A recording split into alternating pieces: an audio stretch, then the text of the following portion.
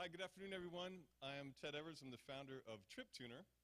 We are a discovery platform, web-based, that personalizes travel experiences.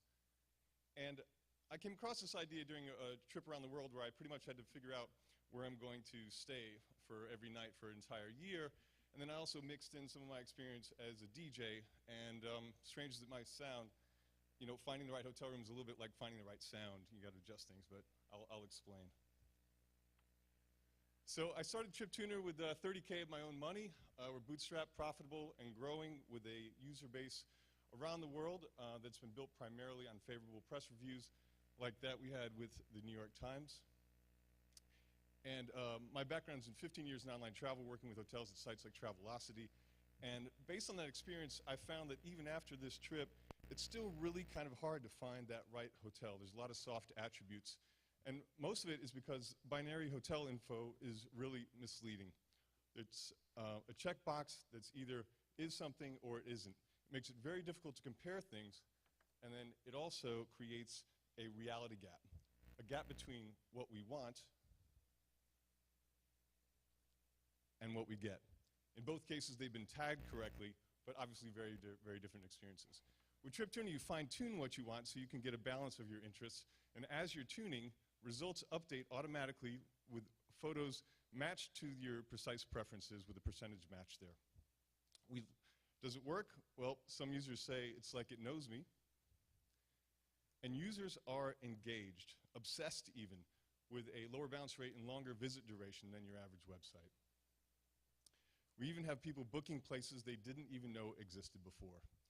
And some of our results from e-commerce sites show that we're actually booking about twice as many longer lengths of stay than their average homepage traffic and converting better on particularly leisure stays.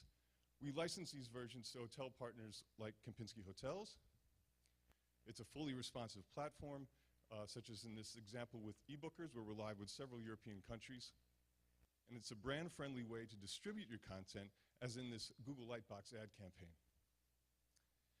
There's a kiosk version that we have, which could be used for a local activity or restaurant searches. And we could also use it as a way to find out where you can redeem your loyalty points. Some other applications could include finding the right meeting venue, or even gathering guest preferences prior to their stay. And to further demonstrate the flexibility and scalability of the platform, we've even done a dress tuner for Zappos, kind of our foray outside of travel.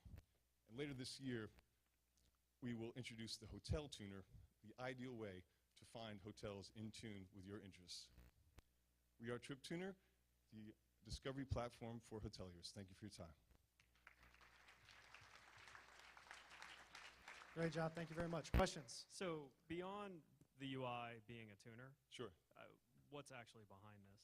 Well, behind, you know, I hesitate to say proprietary algorithm. You hear that at every startup pitch, but it's there. Okay. So behind the UI, there's a lot of studying that goes into it, but they're not just regular sliders, right? They're dual attributes. So you're actually capturing a preference along a continuum. We've got a patent pending on that process.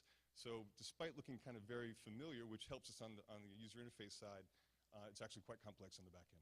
So, you know, you prove this out. I've asked this question a lot. Mm-hmm. You prove this out. You're from the OTA world. You know. Mm-hmm. So Expedia looks at it and goes, okay, we're not going to do tuners. We're going to do knobs. Mm-hmm. What do you have that's going to stop them from being able to do that and make them have to buy you? Number one, the patent.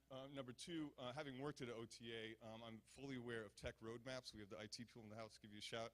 And I've actually managed the product for hotels at eDreams, which is now part of Odigio.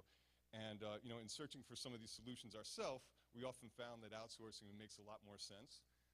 So having to take their eye off the ball, we focus, laser focused on inspiration and discovery. We do it better than anyone else out there. It's an overlooked niche, and we think that we provide a lot of value because they simply don't have the bandwidth or the stamina to kind of focus on an area that's not their core, which is converting hotel bookings.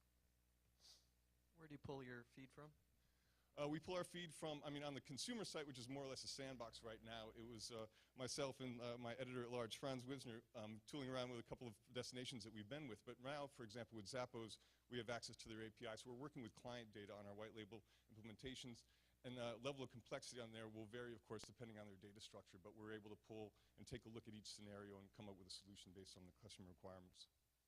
this seems like a great way to filter when you have a tremendous amount of choices, right? As the number of choices goes down, the value starts to go down as well, if I understand it correctly. So is this really only applicable to brands that have a lot of different hotels to choose from? At that point, are you just doubling down on the loyalty you already have, where you're simply finding the best of the 10 hotels you're already going to stay in, or does this actually bring new visitors? Okay, so in terms of bringing new visitors, I would say we're retaining traffic. So again, we're focused on the discovery aspect. Brands are still going to be responsible for capturing their users and their acquisition. What we do better is keep that user engaged much better than anything else really on the site. So your ROI and your efficiency and your acquisition is going to be higher. But in terms of attracting new business as well, we found some success utilizing it in like these Google Lightbox campaigns and even email campaigns, where you have a much more engaging tool to get someone to jump right in. And we can even have preset sliders, so to speak, so you could have a relaxing family vacation page or something where people dive right in, and then they get tailored options, but then they can also go and fine-tune them to their exact specifications. And if you take the flip side of what we were talking about there, and you kind of reverse and say it doesn't matter if an OTA or somebody like HipMonk, which kind of does a lot of stuff like this, uses this data, can hotels make their kind of settings available through an API and then allow people to aggregate across more than just one brand? Mm-hmm.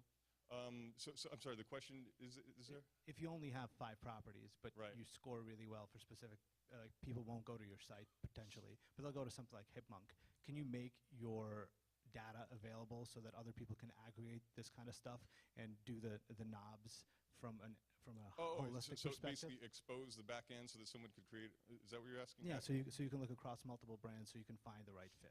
Yeah, anything that's going to improve the user experience, and we will consider, and a lot of these things are in our roadmap. We took a lean startup approach.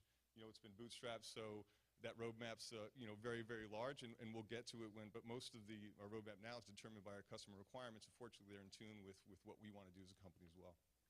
So All the right, confusion that's- is, are you One more acting as question. an aggregator right now and receiving a commission from the properties, or are you charging the properties? No, not at all. It's a software as a service solution, so it's licensed software. So it's the technology that we are providing to our partners. And all of the content, any properties that would be within it, would be the properties on the brand. So this is a tool that could be used on a brand's website to help retain that traffic, to help engage it at a time when you're trying to lessen your reliance on OTAs and try to capture some more of that direct traffic and keep it there. So it's a straight software licensing model. A fixed fee, not a revenue It's a model. setup fee and an annual license. All right, thank you very much. Thank you. That was TripTuner.